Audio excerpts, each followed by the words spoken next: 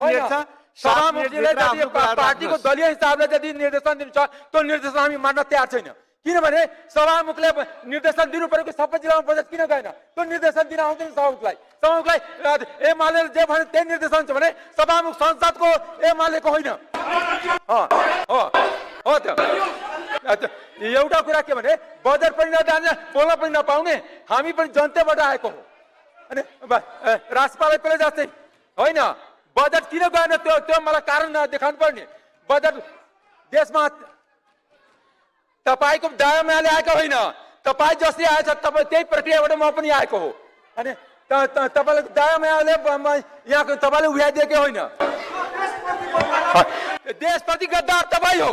देशप्रति गद्दार देशको विकास दिन 20 वर्षमा देशलाई गरी बनाइदियो, युवाहरूलाई बाहिर पठाइदियो, युवाहरूलाई विदेश पठाइदिने, देशलाई भ्रष्टाचारमा डुबाइदिने र देशको गद्दार हामी हुने। एउटा कुरा के भने यो गरेर हुँदैन। यो सत्तापछि जे बजेट लाग्यो भने त्यसलाई हामी मान्दैन।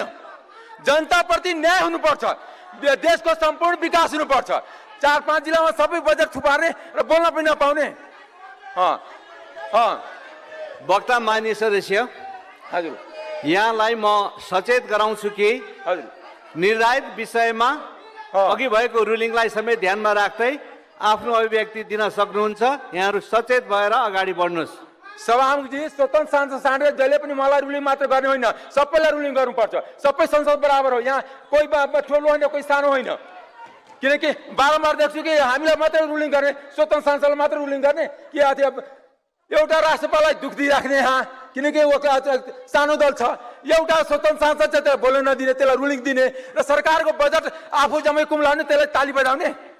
त्यस कारणले यो अन्याय हामी सहँदैन। हामी नयाँ सांसद होइन। अन्याय सहनको लागि जनताले हामीलाई भेजा छैन, अन्याय विरुद्ध लड्नको लागि भेजा छ। चाहे त्यो आर्थिक असमानता होस्, चाहे जातीय असमानता होस्, चाहे लैङ्गिक असमानता होस्, त्यसको लागि बोल्न यहाँ आएको छु। होइन हामी त गुच्चा खेल्न आएको हो। एउटा कुरा के भने मान्य सदस्य, तपाईँ निर्धारित विषयमा बोल्नुहुन्न भने तपाईँ डाइस छाडेर तल जानुहोस्। निर्धारित विषय नबोलेपछि तपाईँ डाइस छाडेर तल जानुहोस्। यहाँ निर्धारित विषयमा बोल्नुपर्छ, नियम बोल्नुपर्छ। तपाईँ तल जान सक्नुहुन्छ। ठिक छ, तपाईँले मलाई बोल्न दिनु, म यहीँ रहन्छु। 7 मिनट मेरो टाइम छ, म यहीँ रहन्छु। किनकि हाम्रो अधिकार संसदमा विनियोजन विधेयकमा हामी राखेका थियौँ, त्यतिकै न्याय भएको छ। 5 मिनट खर्च कटौती बेलालाई पाउने, 3 मिनट सम्मानित सांसद पाउने, 8 मिनटलाई 7 मिनट गरिदियो, त्यो पनि हामी चुपचाप सही राख्नुपर्ने।